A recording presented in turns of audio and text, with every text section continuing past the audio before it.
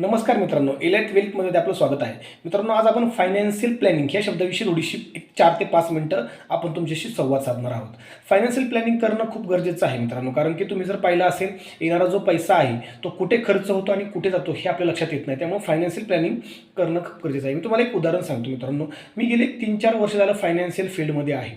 But त्यातनं मला एक गोष्ट समजली की फायनान्शियल प्लॅनिंग करण्यासाठी तुम्हाला खूप असं काही जास्त खर्च करणं किंवा एक फायनान्शियल ॲडवायझर अपॉइंट करणं किंवा खूप नॉलेज घेणं ह्या गोष्टींची काही आवश्यकता नाही आहे मित्रांनो. तुम्ही एकदम साध्या पद्धतीने देखील तुमची एक फायनान्शियल प्लॅनिंग करू शकता. मी आज तुम्हाला एक 4-5 पॉईंट सांगणार आहे. त्या पॉईंटवरती तुम्ही जास्त मित्रांनो फोकस करा, कारण की तुम्ही एखाद्या गोष्टीचा विचार करण्यापेक्षा किंवा एखादी गोष्ट दुसऱ्यांनी सांगून करण्यापेक्षा ज्यावेळेस तुम्ही तुमच्या स्वतःच्या मनाने ती गोष्ट करता त्यावेळेस आपण खूप जास्त डेडिकेटेडली ती गोष्ट करतो असं मला वाटतं. कारण की मी 4-5 वर्ष झालं त्या फायनान्शियल फील्डमध्ये असून देखील सुद्धा मला सगळ्या गोष्टी माहीत असून सुद्धा मला काही गोष्टी फायनान्शियली ज्या गोष्टी करणं गरजेचं आहे त्या गोष्टी करण्यासाठी माझं मन तयार होत नाही. म्हणजे थोडक्यात जर तुम्ही पाहिलं असेल की असं म्हटलं जातं की हेल्थ इन्शुरन्स असणं गरजेचं आहे. बट आत्तापर्यंत मी माझा स्वतःचा हेल्थ इन्शुरन्स काढलेला नाही आहे. कारण का असं मला वाटतं की माझ्या मनाला असं वाटतं की मी कधीच आजारी पडणार नाही. ओके, त्यामुळं अशा काही गोष्टीच्या चुका आहेत आपण त्या करत असतो, त्या न करणं खूप महत्त्वाचं आहे मित्रांनो. कारण की आपलं जे काही फायनान्शियल प्लॅनिंग आहे त्या फायनान्शियल प्लॅनिंगमध्ये बारीक बारीक गोष्टीवरती आपण लक्ष देणं खूप महत्त्वाचं आहे. तर त्याच्यामधले एक 5 पॉईंट सगळ्यात तुम्हाला मी की पॉईंट सांगत आहे मित्रांनो. सगळ्यात महत्त्वाचा प्लॅन आहे, आपण जर आपल्या फॅमिलीमध्ये करते असो, जर आपल्यावरती आपली फॅमिली डिपेंडेंट असेल, आपण गेल्यानंतर आपली फॅमिलीला कुणीही सहारा नसेल. कारण की मित्रांनो लक्षात घ्या, कुणीही समुद्र मंथनामधनं अमृत पिऊन आलेलं नाही आहे. कधी ना कधी प्रत्येकाला जायचं आहे, बरोबर. मग हे जायचं असल्या कारणामुळे आपली फॅमिली जी आहे ती सिक्युअर राहणं गरजेचं आहे. तर सगळ्यात महत्त्वाचा शब्द येतो टर्म इन्शुरन्स. ओके, तर प्रत्येक युक्तीचा माझ्या मतानुसार, कारण की तुम्ही जर पाहिलं असेल जे काय वेल एज्युकेटेड सिटी आहेत त्या ठिकाणी जे सॅलरी होल्डर पर्सन आहेत, जे बिझनेसमॅन आहेत, त्यांचे ऑलरेडी टर्म प्लॅन्स आहेत मित्रांनो.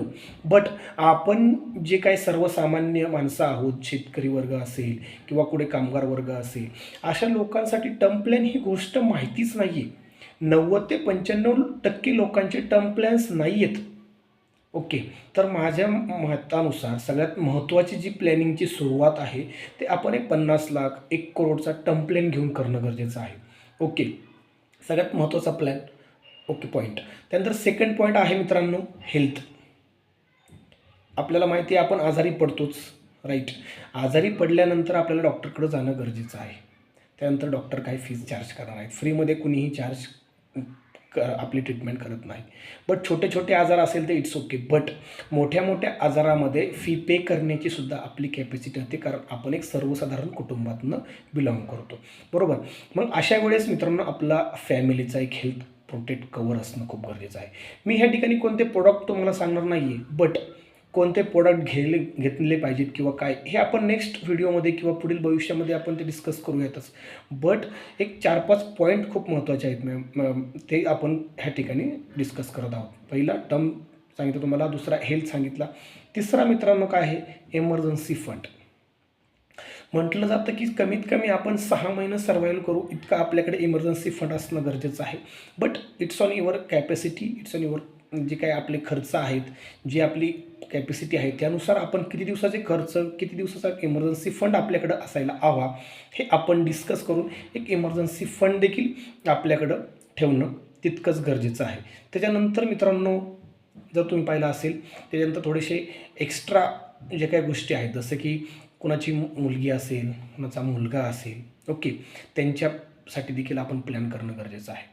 आपल्या भारतामध्ये एक सुकन्या समृद्धी योजना मुलींसाठी राबवली जाते, 10 वर्षाच्या कमी असलेल्या मुलींसाठी, बरोबर. मग त्या प्लॅनमध्ये आपली काही इन्व्हेस्टमेंट आपल्या मुलीच्या नावावरती असणं गरजेचं आहे.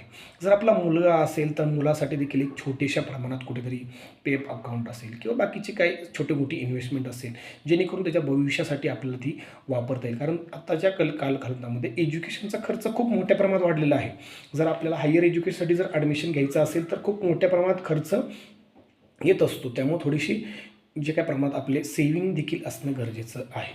ओके, आता सगळ्यात महत्त्वाचा आणि माझ्या इम्पॉर्टंट असलेला मुद्दा म्हणजे रिटायरमेंट. आपण जोपर्यंत कमवतोय तोपर्यंत आपण खर्च करतो आहोत, खर्च करणार आहोत. बट आपण ज्यावेळेस कमवण्याचं बंद करू त्यावेळेस काय? त्यासाठी सगळ्यांचं रिटायरमेंट प्लॅनिंग असणं गरजेचं आहे. आपण 60 वर्षानंतर 65 वर्षानंतर जे काही इन्कम सोर्स आहेत त्या आत्ता जे काही आपण बिल्ड केलेले आहे त्याचा फायदा आपल्याला त्या टायमिंगला होणं खूप गरजेचं आहे. खूप म्हणजे खूप गरजेची गोष्ट आहे मित्रांनो. हे आपल्याकडं असणं गरजेचंच आहे. आपला रिटायरमेंट फंड, आपल्याला रिटायरमेंटचा खर्च किती होईल हा कोणावरतीही डिपेंड न राहता त्या टायमिंगला जर आपल्याकडे उपलब्ध असेल तर आपलं त्या टायमिंगला जे काही जीवन आहे ते सुरळीत पद्धतीने चालणार आहे. खूप बेसिक प्लॅन्स आहेत मित्रांनो. ह्याच्यासाठी खूप तुम्हाला शिकण्याची गरज आहे अशातलं मला काही वाटत नाही आहे.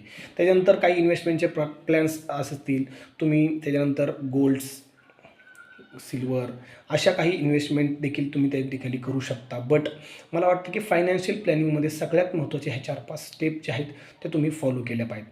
त्याच्यानंतर मित्रांनो येतं इक्विटी मार्केट, म्युच्युअल फंड्स. ह्या त्याच्यानंतर जे ॲडव्हान्स स्टेप आहेत ज्या फायनान्शियल प्लॅनिंगमध्ये केल्या जातात. बट मला वाटतं ही सुरुवात आपण इथं जर केली तर आपण पुढे पुढे जाऊ आणि नंतरनं त्याचा जो काही फायदा आहे तो घेऊ. फॉर एक्झाम्पल तुम्हाला मी देतो मित्रांनो, ज्यावेळेस आपण एखादा गरम भात आपल्या ताटामध्ये घेतो त्यावेळेस आपण काय डायरेक्टली मध्ये त्याच्यामध्ये बोट घालत नाही, कारण की जर मध्ये बोट घातलं तर आपल्याला माहिती की खूप मोठ्या प्रमाणात भाजणार आहे.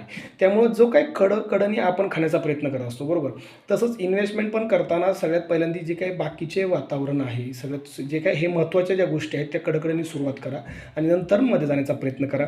जसं की इक्विटी मार्केट. इक्विटी मार्केट हे धोकादायक आहे असं मी म्हणत नाही आहे, बट ते करण्यासाठी थोडंसं नॉलेज असणं खरंच गरजेचं आहे. तर ते नॉलेज असताना देखील तुम्ही त्याच्यामध्ये पण सेफ इन्व्हेस्टमेंट करू शकता.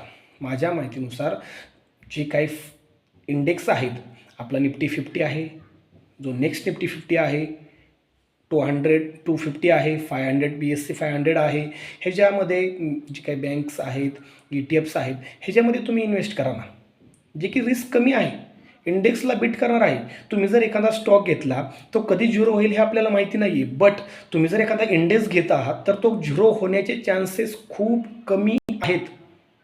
इंडेक्स झिरो होण्याचे चान्सेस खूप कमी आहेत. त्यामुळं इंडेक्सवरती फोकस करा. ज्यावेळेस तुम्ही इक्विटी मार्केटमध्ये इन्व्हेस्ट करत असाल तर सगळ्यात पहिल्यांदा इंडेक्समध्ये इन्व्हेस्ट करण्यापासून सुरुवात करा. मी म्हणेल ज्याला 3 आणि 5 वर्षामध्ये शॉर्ट टर्म गोल म्हणून जो म्युच्युअल फंडमध्ये इन्व्हेस्ट करतो ना, त्यांचं करणं अजिबात न करणं म्हणजे इन्व्हेस्ट करणं चुकीचं आहे असं माझं प्रामाणिक मत आहे. कारण की 3 ते 5 वर्षामध्ये कोणताही म्युच्युअल फंड तुम्हाला चांगले रिटर्न्स देण्याचा प्रयत्न करेल असं काही गॅरंटी नाही आहे. तुमचे शॉर्ट टर्म गोल म्हणून तुम्ही जर इन्व्हेस्ट करताय तर त्या ठिकाणी तुम्ही फसू शकता. बट एक इन्व्हेस्टमेंटची सवय करण्यासाठी SIP करणं देखील मी तितकंच गरजेचं समजतो. कारण की SIP जर तुम्ही करत असाल तर तुमची कुठे ना कुठे एक छोटीशी अमाऊंट इन्व्हेस्टमेंट होते, बट थोडासा हॉरिझॉन्टल जो आहे तो लाँग ठेवा. भले तुम्ही 1000 रुपयापासून सुरुवात करा, बट तुम्ही ठेवताना जो तुमचं 7 वर्ष प्लस जे काय ते टार्गेट ठेवा, जेणेकरून तुम्हाला त्या फंडचं चांगले रिटर्न्स पाहायला मिळतील. ओके, ह्या छोट्या छोट्या गोष्टी आहेत फायनान्शियल प्लॅनिंगमधल्या. ह्याच्यामध्ये आपण कोणत्या पद्धतीने इन्व्हेस्टमेंट करायला पाहिजे, कुठल्या प्लॅन्समध्ये करायला पाहिजे, कोणते प्लॅन्स घेणं गरजेचं आहे ते आपण छोट्या छोट्या व्हिडिओमध्ये असंच कव्हर करणार आहोत. थँक्यू मित्रांनो, धन्यवाद.